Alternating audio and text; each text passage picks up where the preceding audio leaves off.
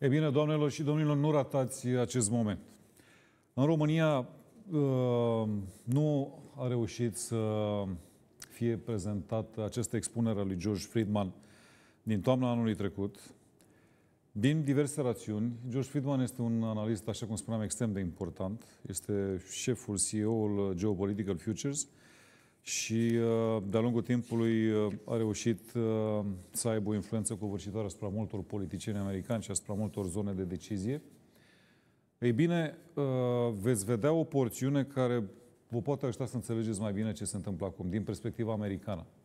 Este foarte tranșant, discutând despre Rusia și despre legăturile, de exemplu, ale Rusiei cu Germania. Este foarte tranșant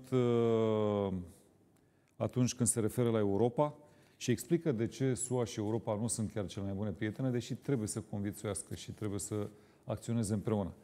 Urmăriți un moment extrem de important. George Friedman spune, vor fi conflicte în Europa ca cel din fosta Iugoslavie sau Ucraina. Deci nu vede doar acest conflict, din păcate, în desfășurare, ci anticipează apariția altor momente asemănătoare în Europa. Practic, Europa se pare că are de suportat foarte multe în anii care vor urma. Haideți să nu pierdem foarte mult timpul. Iată însă ce mai spune, nimeni nu vrea să ocupe permanent Rusia, dar Rusia se mută spre vest, se tot mută spre vest. Locul ei este în est. De ce zice asta? Dar ce spune despre relațiile între ruși și germani este fabulos. Urmăriți chiar acum.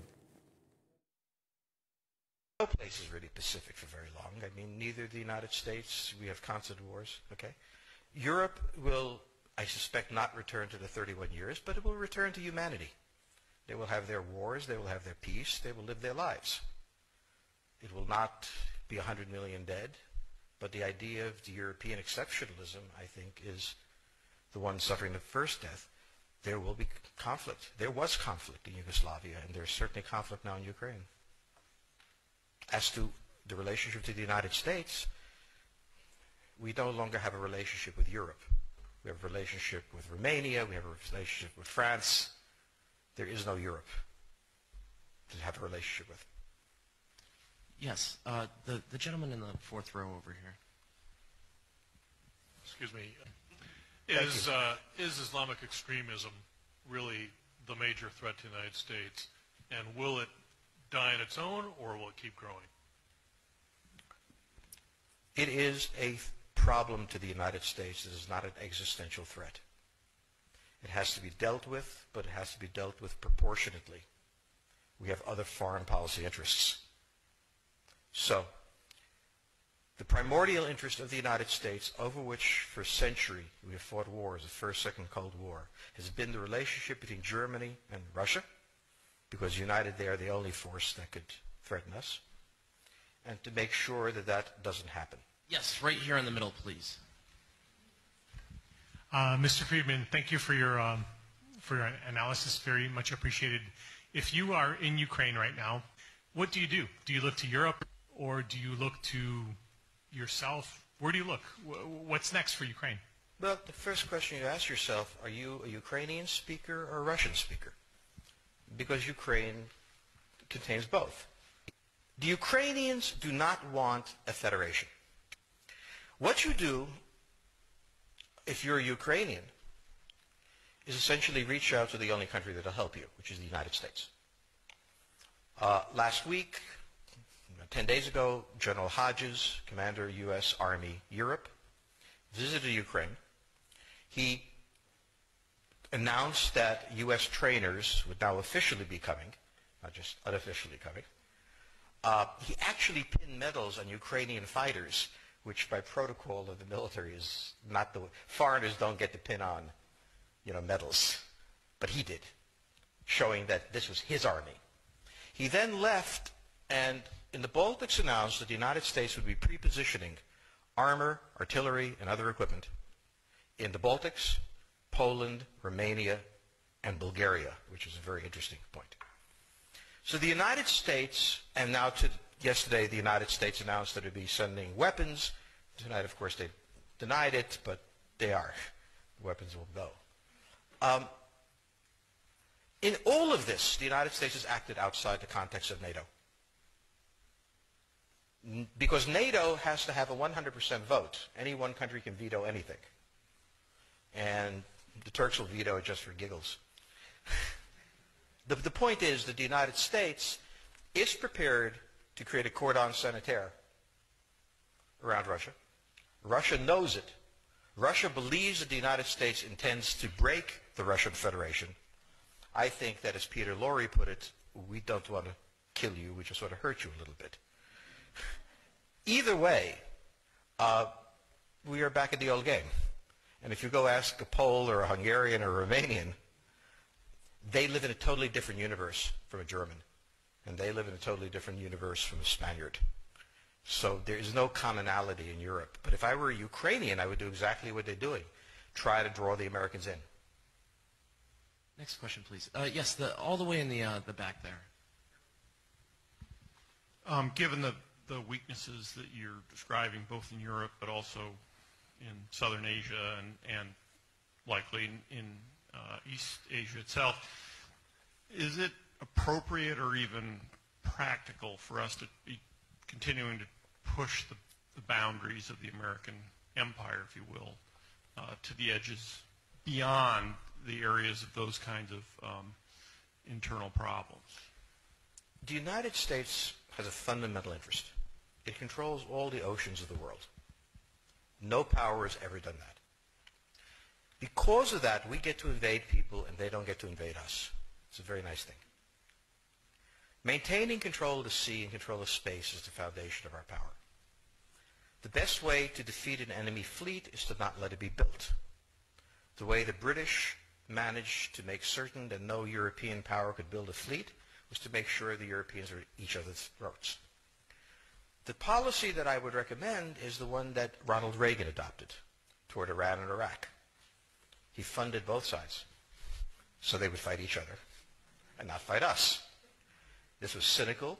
It was certainly not moral. It worked. And this is the point. The United States cannot occupy Eurasia. The moment the first boot sets the ground, the demographic differential is we are totally outnumbered. We can defeat an army. We cannot occupy Iraq. The idea that 130,000 men would occupy a country of 25 million, well, the ratio in New York of cops to citizens was greater than we had deployed in Iraq. So we don't have the ability to go across, but we do have the ability to, first, support various contending powers so they concentrate in themselves with political support, some economic support, military support, advisors, and in extremis, do what we did in Japan, in Vietnam, in Iraq, and in Afghanistan, spoiling attacks. The spoiling attack is not intended to defeat the enemy. It's intended to throw him off balance. What we did in each of these wars, in Afghanistan, for example, is we threw al-Qaeda off balance. The problem we have, since we're young and stupid, is that having thrown them off balance, instead of saying, okay, job well done, let's go home, we said, well, that was easy. Why don't we build a democracy here? This was the moment of dementia that came in. The answer, therefore, is the United States cannot constantly be intervening throughout Eurasia. It must be selectively intervening and very rarely. That is the extreme moment. We cannot, as the first step, send American troops. And when we send American troops, we have to clearly understand what the mission is, limit it to that, and not develop all sorts of psychotic fantasies. So hopefully we've learned that this time. It takes a while for kids to learn lessons. But I think you're absolutely right. We cannot, as an empire, do that. Britain didn't occupy India. It took various Indian states and turned them against each other and provided some British officers for an Indian army. The Romans did not send vast armies out there. It placed kings like,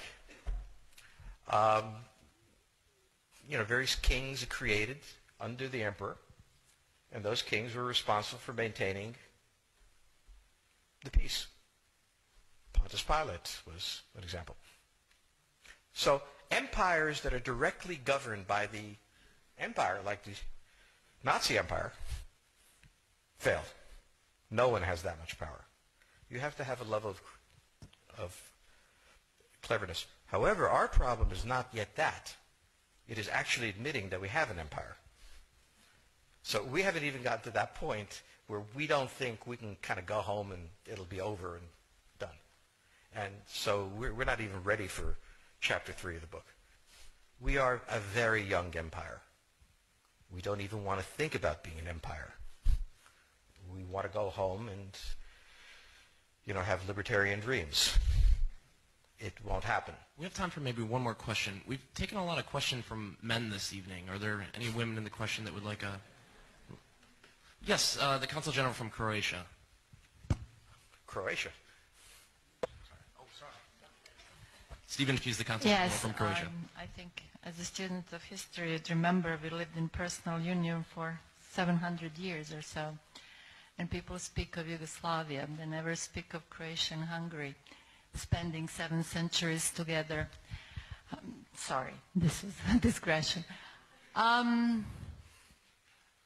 Is it in the U.S. interest to dispense with Russia as a European power? I'm just curious, how do you foresee the architecture once it implodes? What will happen? It's a frightening scenario. Can you tell us a bit more? Well, remember the structure of Europe. From St. Petersburg to Rostov, you draw a line. To the west of it is the European peninsula. To the east is Russia.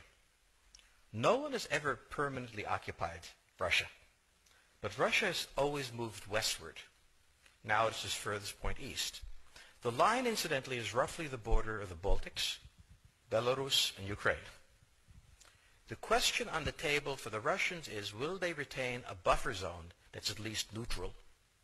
Or will the West penetrate so far in the Ukraine that they're 70 miles away from Stalingrad and 300 miles away from Moscow?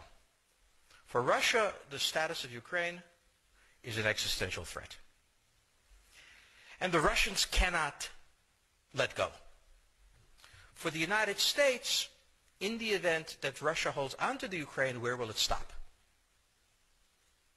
Therefore, it's not an accident that General Hodges, who's been appointed to be blamed for all of this, is talking about prepositioning troops in Romania, Bulgaria, Poland, and the Baltics.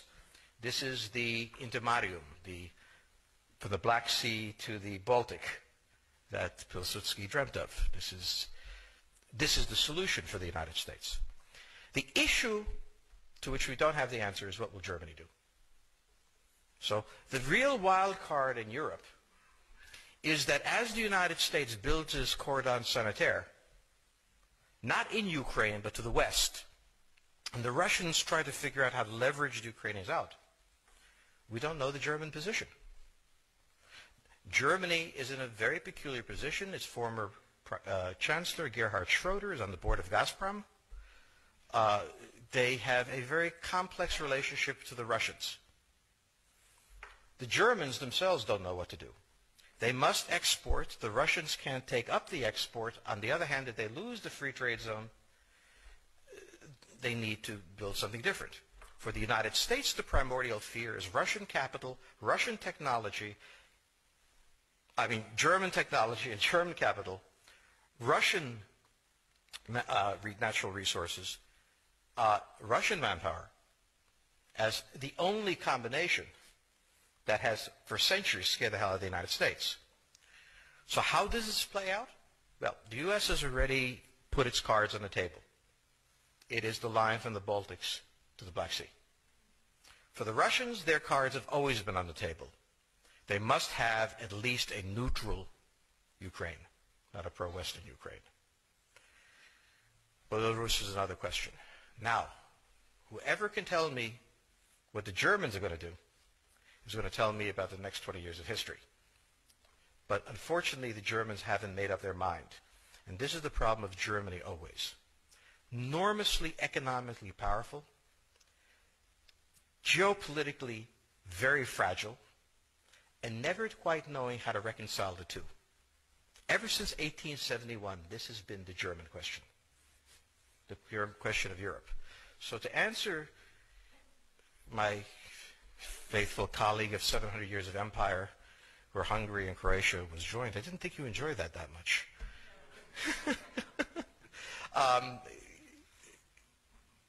Think about the German question, because now it's coming up again. That's the next question that we have to address. And we don't know how to address it. We don't know what they're going to do.